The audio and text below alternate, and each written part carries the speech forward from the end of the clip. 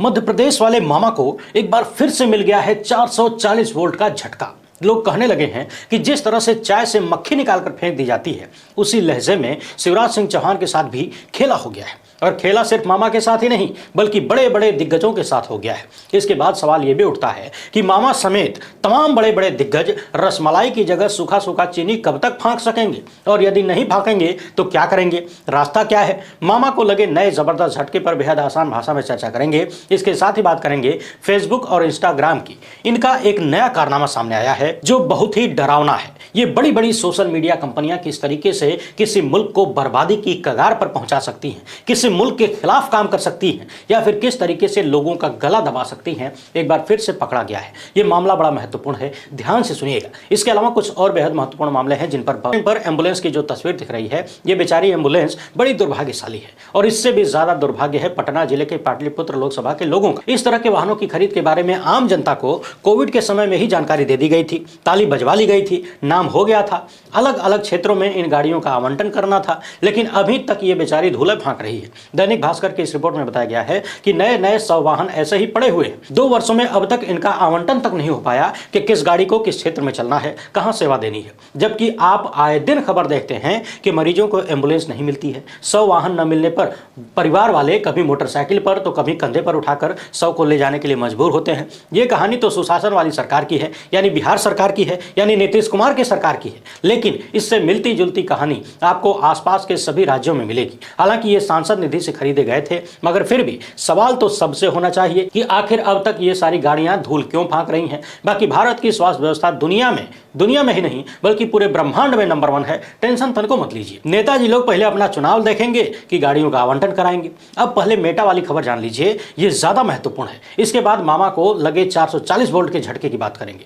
बहुत सालों से आप सुनते आ रहे हैं कि सोशल मीडिया, खासकर फेसबुक और इंस्टाग्राम, ये अपने फायदे के लिए, अपने धंधे के लिए किसी भी तरीके का समझौता कर लेते हैं। चाहे उससे किसी देश की लोकतांत्रिक व्यवस्था समापन की तरफ ही क्यों न चली जाए, चाहे वो मानवता के खिलाफ ही क्यों ना हो, चाहे उससे किसी देश की पूरी एक पीढ़ी ही बर्बाद क्यों ना हो जाए। हाल ही में खुद अमेरिका से खबर आई कि वहां के 40 राज्यों ने फेसबुक पर मुकदमा कर दिया और कहा कि यह नौजवानों की मानसिक स्वास्थ्य के साथ खिलवाड़ कर रहा है। अमेरिका में इतनी बारीक चीज पर वहां के राज्यों ने फोकस किया, लेकिन भारत में पिछले कई सालों से देखा जा रहा है कि फेसबुक एक राजनीतिक विचारधारा को जमकर बढ़ावा देता है, नफरती विचारधारा को बढ़ावा देता है। उस विचारधारा के लोग फेसबुक पर चाहे जितनी हेट स्पीच दे लें, चाहे जितनी बुरी बातें कह लें, चाहे कुछ भी शेयर करते रहें, उनके खिलाफ कोई कार्रवाई नहीं होती। जबकि जो लोग सत्ता से सवाल करते हैं, जो देश की हकीकत दिखाते हैं, जो पत्रकारिता करते हैं, बहुत बच बचा के करते हैं, जो अपने धर्म को निभाते हैं, उनके पोस्ट के खिलाफ धकाधक एक्शन होता है। आप देखेंगे कि पेज पर मिलियन से अधिक फॉलोअर हैं, लाखों में फॉलोअर हैं, जबकि वीडियो पर व्यूज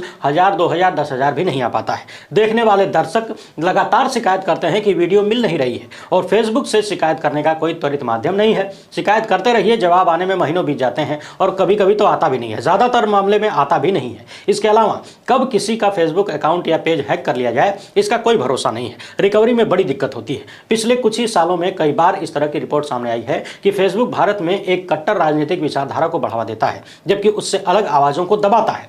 यहां मैं आपसे एक और बात कहना चाहूंगा। आप स्वयं चाहें तो फेसबुक पर हमारा लोकहित इंडिया वाला पेज ही देख लीजिए, द वायर के पेज को देख लीजिए, रवीश कुमार के पेज को देख लीजिए, न्यूज क्लिक का पेज देख लीजिए, इस तरह से और भी जितने हैं सबको देख लीजिए। पता चल जाएगा कि खेल कितने बड़े स्तर पर होता है। लेकिन अभी जो खबर सामने आई है वो और भी ज्यादा चौंकाने वाली है। अंतर्राष्ट्रीय मानवाधिकार संगठन ह्यूमन राइट्स वॉच ने अपनी एक रिपोर्ट में बताया है कि सोशल मीडिया कंपनी मेटा यानी इंस्टाग्राम और फेसबुक पर फिलिस्तीन के समर्थन वाली आवाजों को चुप करा रहा है। यानी फेसबुक और इंस्टाग्राम पर यदि आप फिलिस्तीन के समर्थन में कुछ लिखते हैं, कोई पोस्ट डालते हैं, तो अलग अलग तरीके की सेंसरशिप लगाई जाती है। ध्यान से सुनते जाइए, मसला बड़ा गंभीर है। Meta's broken promises, systematic censorship on Palestine content on Instagram and Facebook.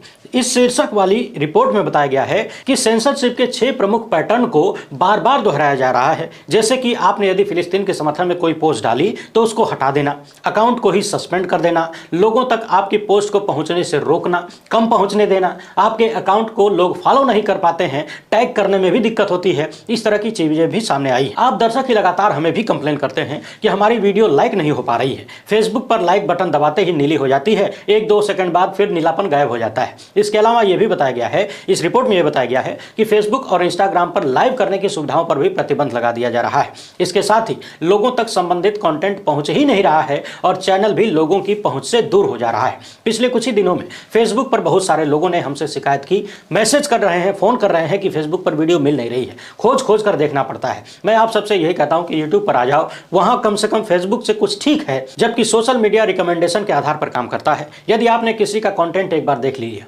आपने कुछ भी सर्च कर लिया, तो उससे संबंधित चीजें बार बार आपको दिखाई जाती हैं। दोबारा जब भी उस पेज पर कोई वीडियो आएगी तो आपको जरूर भेजेगा वो सोशल मीडिया प्लेटफॉर्म। नई वीडियो ही नहीं, पुरानी वीडियोज को भी रिकमेंड करता है। लेकिन फेसबुक किनके इशारों पर किस तरीके से काम कर रहा है आप सब समझ रहे होंगे। हमारे पास कोई सबूत नहीं है कि हम खुल्लम खुल्ला आरोप लगा दें, लेकिन गोदी मीडिया के जमाने में फेसबुक की औकात ही क्या है। हमारे दर्शक बड़े समझदार हैं, आप सब जानते हैं किसकी वजह से क्या हो रहा है। इस रिपोर्ट में और जो खुलासे हुए हैं जरा ध्यान से सुनिए। बताया गया है कि 300 से अधिक मामले पाए गए जहां पर यूजर की पोस्ट को हटा दिया गया और इसके खिलाफ अपील करने में यूजर असमर्थ है, क्योंकि शिकायत करने का जो तंत्र है वही खराब है। अब ये तंत्र सच में खराब है या जानबूझकर खराब कर दिया गया है, आप अंदाजा लगाते रहिए। हमने आपको अपने साथ हुई पिछले साल की घटना बताई थी। हमारे फेसबुक पेज का अकाउंट किसी ने हैक कर लिया, कई महीने की जो भी कमाई थी वो सब चोरी हो गई, लूट ली गई। लेकिन चौंकाने वाली बात यह थी कि हमारा अकाउंट तब वापस मिला जब 2 दिन पहले ही महीनों की कमाई चोरी हो चुकी थी, यानी कि हफ्तों तक ये मामला लटका रहा।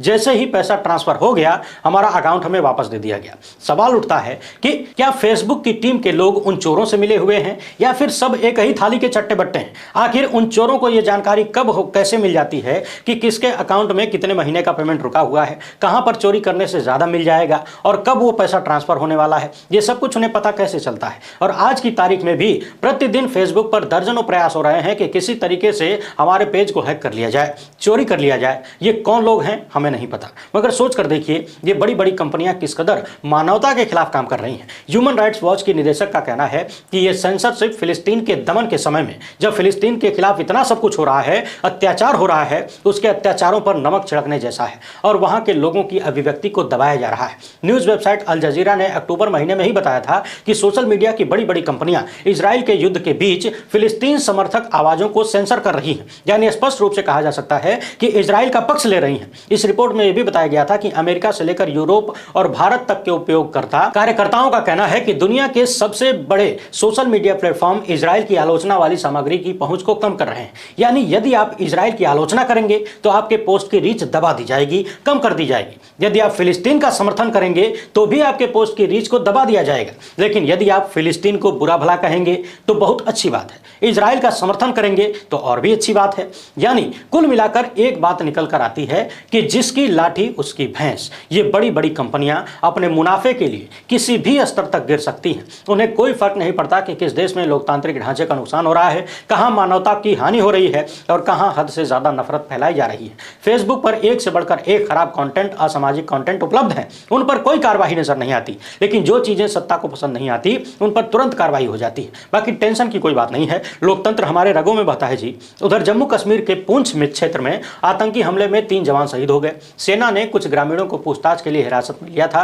कथित तौर पर उन्हें बुरी तरह से टॉर्चर किया गया सेना के जवानों की तरफ से, और टॉर्चर करने का वीडियो भी वायरल हुआ। इसके बाद 3 स्थानीय लोगों की जान चली गई। इनके नाम सफीर अहमद, मोहम्मद शौकत और शब्बीर अहमद था। खबर आई है कि पुलिस ने आरोपी सैन्यकर्मियों के खिलाफ धारा 302 के तहत मुकदमा दर्ज कर लिया है। सेना के प्रभावी ब्रिगेडियर को हटा भी दिया गया है और इस घटना की कोर्ट ऑफ इंक्वायरी भी शुरू कर दी गई है। इस तरह से जब भी कभी सेना पर कोई आरोप लगता है, सैनिकों पर कोई आरोप लगता है, तो बहुत सारे लोग इन आरोपों पर मुंह मोड़ लेते हैं। कुछ लोग ये भी कहते हैं कि सेना पर सवाल नहीं उठाया जाना चाहिए, जबकि सवाल पूरी सेना पर नहीं होता, सवाल कुछ लोगों पर होता है। सेना में शामिल सैनिक भी, अधिकारी भी इंसान ही होते हैं। कुछ ने यदि गलती कर दी तो इसका मतलब यह नहीं कि पूरी सेना ने गलत कर दिया है। ठीक उसी तरह से जैसे किसी वर्ग या किसी समुदाय से आने वाले यदि कुछ लोगों ने कुछ गलत कर दिया तो इसका मतलब यह नहीं कि पूरा समुदाय ही दोषी साबित हो गया, सबने गलती कर दी। मगर इस मामले में बड़ा विरोधाभास है। जम्मू कश्मीर के लोगों के साथ आए दिन देश भर से दुर्व्यवहार की खबरें सामने आती हैं। हाल ही में लखनऊ में ड्राई फ्रूट्स बेचने वालों के साथ क्या क्या हुआ, किस तरीके से उनके सामानों को सड़कों पर फेंक दिया गया,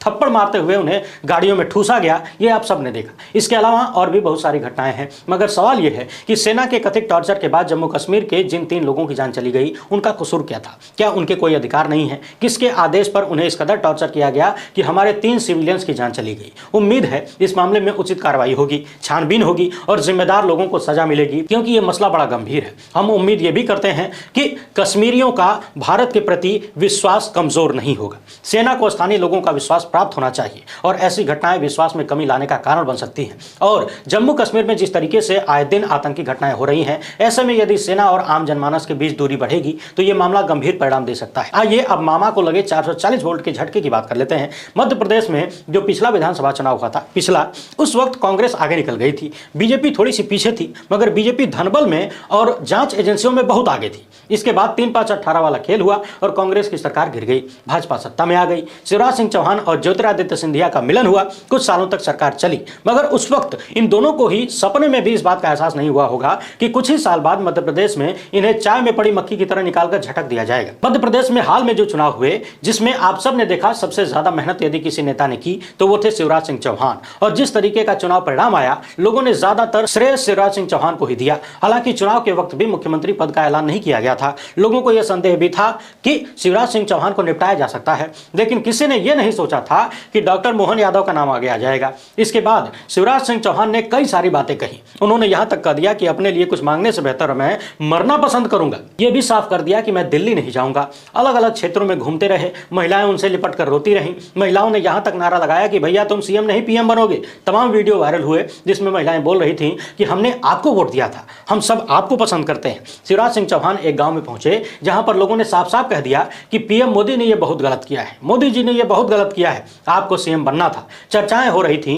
कि पद से हटाए जाने के बाद नेता लोग कुछ दिन शांत बैठ जाते हैं या फिर बगावत की तरफ चले जाते हैं, मगर मध्य प्रदेश में शिवराज सिंह चौहान ने बगावत भी नहीं की और शांत भी नहीं बैठे। लगातार जनता से मेल मिलाप करते रहे और यह दिखाने का प्रयास किया कि आज भी मैं सबसे लोकप्रिय हूं। हालांकि इसमें कोई संदेह नहीं है। और शिवराज सिंह चौहान ने तो यहां तक कह दिया था कि मैं 2024 के लोकसभा चुनाव में 29 मोतियों की माला मोदी जी को पहनाना चाहता हूं। यानी उन्होंने अपनी तरफ से मध्यम मार्ग अपनाते हुए सारे प्रयास किए कि उन्हें किनारे न लगाया जाए। लेकिन चूंकि जो चर्चा पहले से चली आ रही है कि मोदी साहब की जोड़ी को अपने कद या अपने से वरिष्ठ लोग पसंद नहीं आते, जो लोग हां में हां नहीं मिलाते वो बिल्कुल भी रास नहीं आते, उन्हें किनारे लगा ही दिया जाता है। मगर जब शिवराज सिंह चौहान को मुख्यमंत्री का पद नहीं मिला तो खबर आई कि उन्हें केंद्रीय नेतृत्व में बड़ी जिम्मेदारी दी जा सकती है। लोगों ने यह भी कयास लगाया कि जब मंत्रिमंडल बनेगा तो उसमें शिवराज सिंह चौहान के बहुत सारे लोगों को शामिल कराया जा सकता है। हो सकता है उसमें कुछ मैनेज हो जाए, लेकिन ऐसा कुछ भी हुआ नहीं है। और एक बार फिर से चर्चा शुरू हो गई है कि मोदी साहब की जोड़ी ने यह साफ कर दिया है कि अलग अलग राज्यों में मुख्यमंत्री कोई भी हो, मंत्री कोई भी हो, काम तो सारा दिल्ली से ही होगा। राज्यों में कठपुतली बिठाई जाएगी। जैसा कि आपने पिछले दिनों देखा भी, विधायक दल की बैठक होती है अपना नेता चुनने के लिए और वही नेता मुख्यमंत्री बनता है, लेकिन दिल्ली से एक पर्ची आती है और पर्ची में ऐसा नाम होता है कि सारे विधायक सुनकर चौंक जाते हैं, उनकी जबान पर ताला लग जाता है। यानी जिस नाम को चुनना विधायकों की जिम्मेदारी होती है, उस नाम के बारे में विधायकों को पता ही नहीं है। मध्य प्रदेश में 28 मंत्री बनाए गए हैं, जिनमें से 18 कैबिनेट, 6 राज्य मंत्री स्वतंत्र प्रभार और 4 राज्य मंत्री और 17 नए चेहरों को शामिल किया गया है। इसके साथ ही 5 महिला मंत्री भी बनाई गई हैं। मगर देखने वाली बात यह है कि शिवराज सरकार के 19 मंत्री चुनाव जीते थे, 6 लोगों को मंत्री बनाया गया है और 10 को किनारे लगा दिया गया। ध्यान रखिएगा, जिन 6 लोगों को मंत्री बनाया गया है उनमें सिंधिया के लोग भी हैं, और जिन 10 लोगों को किनारे लगा दिया गया है वो 10 लोग जो मंत्री पद की शपथ लेने के लिए फोन कॉल का इंतजार करते रह गए, लेकिन फोन नहीं आया। इससे भी बड़ी बात यह है कि ये सभी चुनावी राजनीति के बड़े माहिर खिलाड़ी हैं। 9 बार के विधायक रहे गोपाल भार्गव को जगह नहीं मिली, 7 बार के विधायक बिसाहू लाल सिंह को भी जगह नहीं मिली, 6 बार के विधायक मीना सिंह, इन्हें भी जगह नहीं मिली। इसके अलावा 3 लोग 5 बार के विधायक और 3 लोग 4 बार के विधायक हैं, उन्हें भी मंत्रिमंडल में जगह नहीं दी गई। यहां एक बात और देखने वाली है, प्रधानमंत्री मोदी आजकल हर जगह घूम घूम कर बात कर रहे हैं कि मेरे लिए सिर्फ 4 बड़ी जातियां हैं, गरीब, युवा, महिलाएं और किसान। लेकिन टिकटों के बंटवारों से लेकर मंत्रिमंडल बनाने में कई सारी चीजों को ध्यान में रखा जा रहा है। अभी मध्य प्रदेश में जो मंत्रिमंडल बना है, इसमें सामान्य वर्ग से 7 को जगह मिली है, ओबीसी के 12 लोगों को जगह दी गई है, 5 एससी और 4 एसटी को जगह मिली है। वहीं सिंधिया के समर्थक 3 विधायक भी मंत्री बने हैं और सिंधिया समर्थक एक विधायक तो ज्योतिरादित्य सिंधिया के पैरों में लौट गए। यानी कुल मिला जुलाकर आसान भाषा में कहें तो मध्य प्रदेश में मंत्रिमंडल बनाने के समय में भी यह साफ साफ दिखा दिया गया है कि सरकार तो दिल्ली से ही चलेगी। बड़े बड़े मठाधीशों को घर बैठा दिया गया है और नए नए लोगों को पद दे दिया गया है ताकि उन्हें हैंडल करना आसान रहे। वहीं कुछ महीने पहले भाजपा के राष्ट्रीय महासचिव कैलाश विजयवर्गीय जब दिल्ली छोड़कर विधायकी का चुनाव लड़ने भेजे गए थे तो चर्चा थी कि उन्हें भी मुख्यमंत्री बनाया जा सकता है, लेकिन अब उन्हें डॉक्टर मोहन यादव के अंदर मंत्री पद दे दिया गया है। अब लोग चर्चा कर रहे हैं कि क्या कैलाश विजयवर्गीय राजनीति में अपने से जूनियर मोहन यादव की टीम में अच्छे से काम कर पाएंगे, सहज महसूस करेंगे। प्रहलाद सिंह पटेल के साथ भी कुछ ऐसा ही हो गया है। यानी मध्य प्रदेश में बड़े बड़े मठाधीशों को ठिकाने लगाकर नए नए चेहरों को जगह दे दी गई है। अब लोग यह चर्चा कर रहे हैं कि क्या शिवराज सिंह चौहान यदि दिल्ली नहीं जाना चाहते तो अब घर बैठ जाएंगे। ऐसा लगता तो नहीं है। इसके अलावा जिन अन्य दिग्गजों से रसमलाई छीनकर सूखी चीनी पकड़ा दी गई है, क्या वो लोग चुपचाप अपमान का घूंट पीकर बैठ जाएंगे या फिर मौके का इंतजार करेंगे। कहा जाता है कि राजनीति में सब कुछ समय पर निर्भर करता है और जो समय का इंतजार करता है वही बुद्धिमान होता है। आने वाले कुछ ही महीनों में लोकसभा का चुनाव होने वाला है। चर्चा शुरू हो गई है कि क्या ये सभी लोग संगठित होकर ही बीजेपी के भीतर कोई नया गोल खिला सकते हैं। हालांकि हाल फिलहाल में ऐसा कोई मामला नजर तो नहीं आता, मगर फिर भी राजनीति में कब क्या हो जाए कुछ कहा नहीं जा सकता। लोग तो यहां तक चर्चा करते हैं कि जांच एजेंसियां खाली विपक्षी पार्टियों के नेताओं के लिए थोड़ी ना है। यदि अपने लोग कुछ ऊपर नीचे करेंगे, कहीं से बगावत की सुर निकलेंगे तो वहां भी जांच एजेंसी छापा मार सकती है। पेगासस का प्रयोग वहां भी हो सकता है, होता भी होगा तो कौन जानता है। लेकिन अब सबकी नजर